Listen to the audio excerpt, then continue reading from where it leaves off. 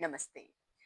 24 फरवरी 2021 को रूस और यूक्रेन के बीच वॉर शुरू हुई और अब जब हम 2026 में हैं, the war is still going on और उसे रुकने के कोई आसार भी नजर नहीं आ रहे। कभी लगता है कि सब खत्म हो गया, उसके अगले ही दिन आप खबर सुनेंगे कि या तो रूस ने यूक्रेन पर या यूक्रेन ने रूस पर कुछ हमला किया और जवाबी कार्यवाही में उन्होंने भी कुछ किया और कुछ लोग मारे गए। इसमें सिर्फ सैनिक नहीं मारे जा रहे, इसमें आम जनता भी बुरी तरह से प्रभावित है। और इस सारे वक्त के बीच में हमें इजराइल और गाजा के बीच में भी ऐसे ही हालात देखने को मिले।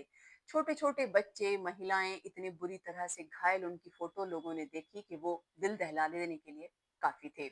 लेकिन गाजा और इजराइल के युद्ध ने या उस वॉर ने दुनिया को दो ग्रुप्स में डिवाइड कर दिया और हमास के खिलाफ उनकी कार्रवाई को एंटी इस्लामिक कहा गया। हमारे देश में भी न्यूज चैनल्स पर घंटों घंटों इसके बारे में बहस हुई, लोगों ने प्रोटेस्ट किया, जगह जगह किसी ने रैली निकाली, किसी ने हाथ पे पट्टी बांधकर अपना विरोध जाहिर किया।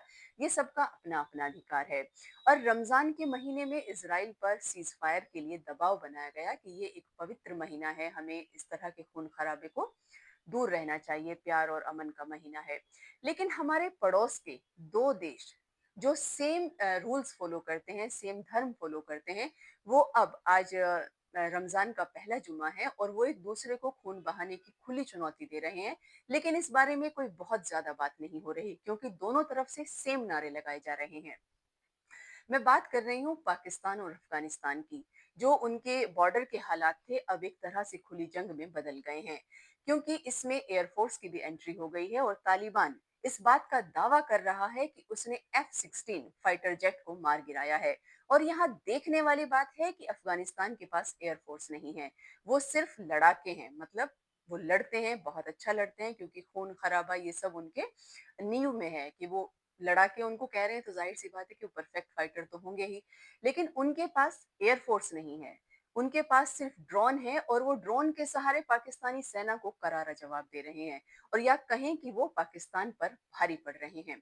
अब यहाँ देखें कि दोनों ही जो देश हैं, अफगानिस्तान या पाकिस्तान, दोनों ही इस्लाम को फॉलो करते हैं। और अफगानिस्तान में तालिबान जो हैं उनकी तो नींव में ही शरीयत है कि वो केवल शरीयत के कानून को फॉलो करते हैं। दूसरी तरफ पाकिस्तान है जो अपने आप को डेमोक्रेसी कंट्री मानता है। लेकिन वहाँ डेमोक्रेसी कितनी है ये आप और हम सब जानते हैं कि वहां पर भी धर्म के रूल ही फॉलो किए जाते हैं।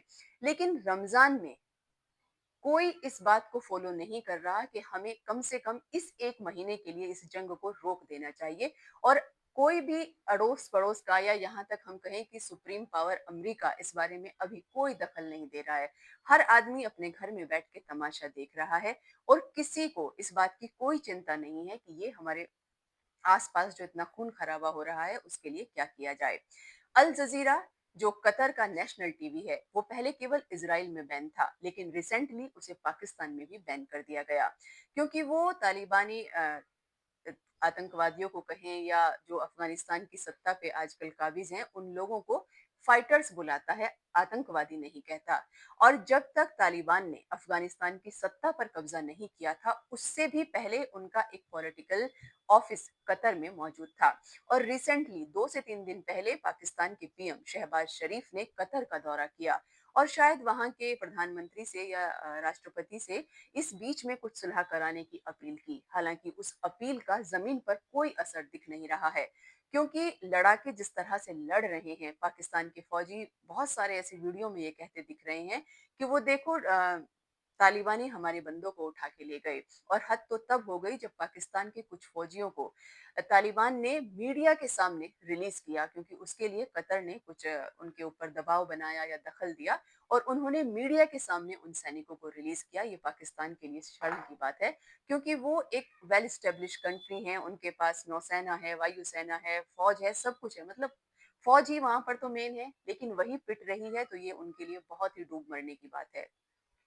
लेकिन आप एक बात सोचिए कि क्या ये शरीयत या धर्म कानून सब केवल महिलाओं के लिए है कि सारे जो ऊपर बैठा है वो भी सिर्फ ये देख रहा है कि किस लड़की ने हिजाब नहीं लगाया, कोई स्कूल में चली गई या किसी को अच्छी एजुकेशन मिल गई, किसी को अच्छी हेल्थ की रिक्वायरमेंट है, उसको अगर डॉक्टर्स ने देख लिया, छू लिया, टच कर लिया तो वो सब चीज़ें सारा धर्म खतरे में आ जाएगा। लेकिन अब जब वो इतने अच्छे दिनों में एक दूसरे का खून बहा रहे हैं, तब उनके ऊपर कोई एलिगेशन नहीं है, कोई वो जो है एक दूसरे को रोकने की कोशिश नहीं कर रहे और सेम चीज़ को पढ़ते-पढ़ते वो सब लोग बड़े हुए हैं।